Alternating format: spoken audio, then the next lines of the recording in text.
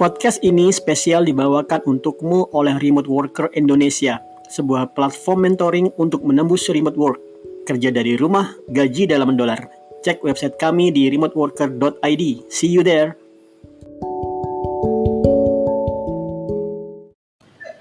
Kita akan menghadapi masa-masa surplus remote worker di minggu-minggu ini.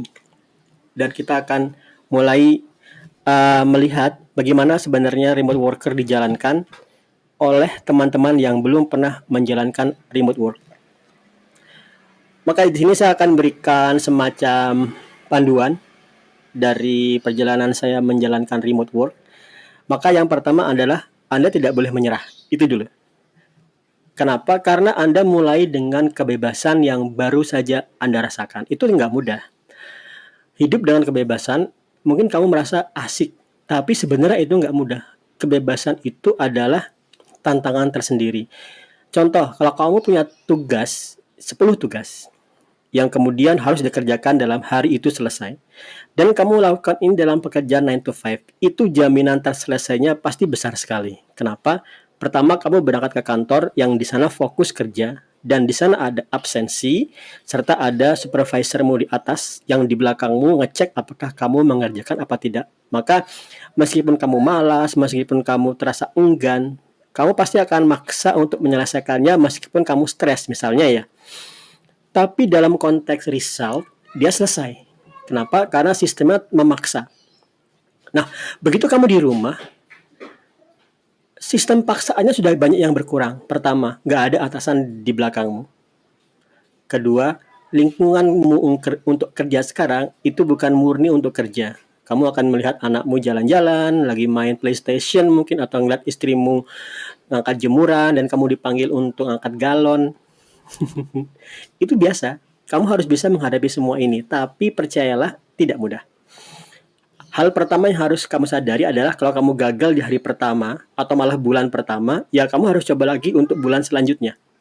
Karena itu butuh menyesuaikan mindsetmu sendiri dan menyesuaikan kebiasaanmu yang terbiasa diatur menjadi mengatur. Itu bukan hal yang mudah. Mengatur diri sendiri mungkin sama sulitnya atau lebih sulit ketimbang mengatur orang lain. Ya, saya simpulkan aja, lebih sulit mengatur diri sendiri karena kamu bebas untuk menolak. Satu. Nah, yang kedua, ada beberapa cara sih yang bisa kamu lakukan untuk meminimize distraction.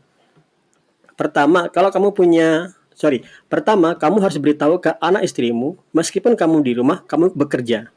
Meskipun dilihat abinya pakai sarung kerja di depan komputer, bukan berarti abinya nganggur. Bukan berarti kamu bisa disuruh oleh istrimu ngangkat galon, atau bukan berarti anakmu bisa minta kamu main PlayStation bareng misalnya. Itu nggak bisa. Kamu harus bilang, karena istri, aku kerja ya, jangan diganggu meskipun aku sedang kelihatan di rumah, tapi aku benar-benar kerja, jangan ganggu aku, kalau ada apa-apa nanti, mungkin 2 jam lagi. Nah, selesai, 2 jam kamu fokus kerja. Lebih gampang lagi adalah kalau kamu punya ruangan yang cukup dan ada ruangan terpisah yang bisa kamu dedikasikan untuk ruangan kerja. Dengan pintu yang bisa kamu tutup dari luar, dari dalam, sehingga kamu bisa fokus kerja dan tidak melihat anak istrimu seliweran. Itu bagus banget. Saya sendiri di rumah, saat dulu masih ngontrak ya, saya sengaja di satu ruangan tersendiri, ruangan tidur, saya jadikan ruangan untuk kerja, terpisah dan ada pintunya. Jadi nggak ada orang yang bisa masuk kecuali memang ingin masuk. Itu bagus banget. Nah, untuk yang sekarang, kemudian saya sudah punya rumah sendiri.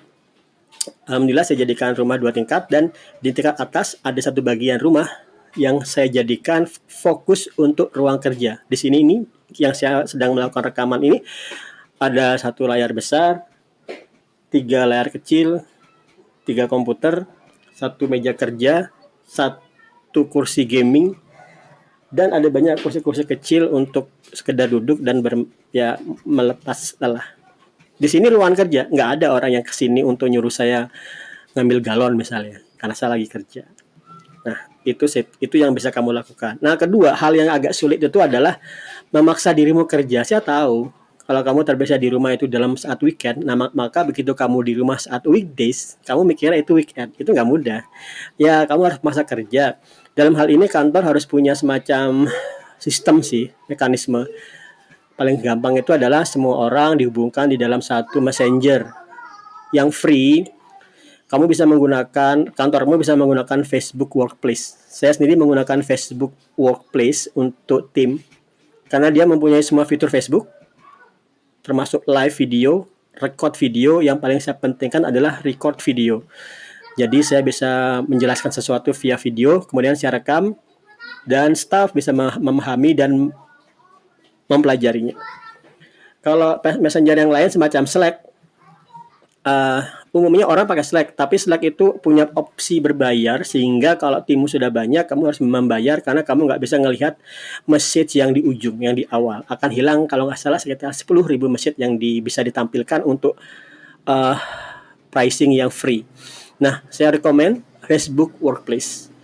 Kemudian juga di situ supervisormu dia harus punya cara memantaumu. Kalau saya sendiri dalam mengatur tim, misalnya saya punya satu pekerjaan yang dikerjakan oleh 4 orang, maka 4 orang ini tidak saya bebaskan sesukanya kerja, kemudian ngelapor sesukanya. Nggak bisa. Jadi dalam tiap hari, kalau dia akan kerja, saya menggunakan tracker. Tracker itu wajib. Tidak boleh orang kerja tanpa di-track di rumah. Kalau enggak, dia bisa ngawur-ngawur aja bilang, sudah selesai, padahal kerja baru sejam.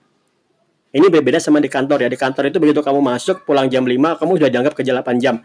Padahal mungkin kamu di sana ngobrol-ngobrol 2 jam. Kamu dianggap aja kerja 8 jam. Nah, di rumah, kerja di rumah itu malah sesungguhnya jauh lebih efektif saat kamu kerja di rumah ketimbang di kantor. Kenapa? Karena di rumah kamu di tracking. Jadi begitu kamu kerja, kamu jalanin tracker, dan tracker akan melihat di layar apa yang kamu kerjakan, Facebookan, atau mengerjakan spreadsheet di Excel misalnya. Supervisor harus punya sistem seperti ini. Nah, ini kamu bisa menggunakan, atau supervisor, kalau Anda seorang supervisor mendengar podcast saya, kamu bisa menggunakan Hubstaff. Hubstaff itu akan merekam layar staff, sehingga kamu akan melihat apa yang dia kerjakan, dan kamu akan bisa memantau, mengaudit. Misalnya, itu kok kamu Facebookan, jangan, misalnya, itu wajib. Pantauan untuk auditing itu wajib. Kemudian, untuk setiap orang, bebas kerja kapan saja dan di mana saja di rumah, asalkan terpenuhi kuota kerja 8 jam per hari kalau saya sebagai remote worker. Mungkin untuk orang yang kebiasaan di kantor 9 to 5, dipaksa 8 jam per hari di rumah itu sulit banget. Kemungkinan cuma 4 jam atau 5 jam mereka sudah kepayahan. Believe me. Oke, jadi dalam hal ini saat seseorang mulai bekerja, suruh orang itu untuk mengetik satu kata di grup yang dikhususkan untuk ngelacak, yaitu login. Kemudian kerja, kemudian log out, sampaikan apa yang dia kerjakan. Ini mekanisme sederhana. Namun di balik ini, itu adalah mekanisme untuk expectation management. Kamu sebagai atasan, punya 10 anak buah, kalau kamu biarkan mereka bekerja sesukanya, kamu tiba-tiba bingung. Aku akan expect delivery result apa enggak hari ini? Nah, cara mengatasinya adalah setiap staffmu akan bekerja, katakan login di suatu channel, artinya 2 jam lagi kamu bisa expect ada result. Kamu tenang. 4 orang ngetik kata-kata login, berarti kamu 4 orang kali 2 jam dalam satu hari itu akan memberikan result, dan kamu lebih tenang lagi. Satu. Nah, kemudian selanjutnya, kok saya satu terus ya? Selanjutnya aja deh. Selanjutnya, gunakan Scrum. Ini yang saya sampaikan sesungguhnya adalah bagian kecil dari Scrum, Agile Management, Project Management, yang di Agile Project Management yang salah satunya adalah Scrum. Gunakan Scrum. Setiap minggu kamu harus membuat anak buahmu diskusi apa yang akan dikerjakan seminggu ini. Harusnya kantor-kantor di Jakarta sudah punya semacam Scrum Master yang bisa memahami ini. Kalau kamu nggak bisa punya Scrum Master, percayalah proyekmu di rumah yang dikerjakan dari kantor akan berantakan. Untuk ini silakan ada utak-atik tentang Scrum. Saya akan ada materi Scrum, tapi ini adalah untuk materi berbayar di remoteworker.id. Oke, itu yang saya sampaikan. Happy working from home. Believe me, you will be very happy.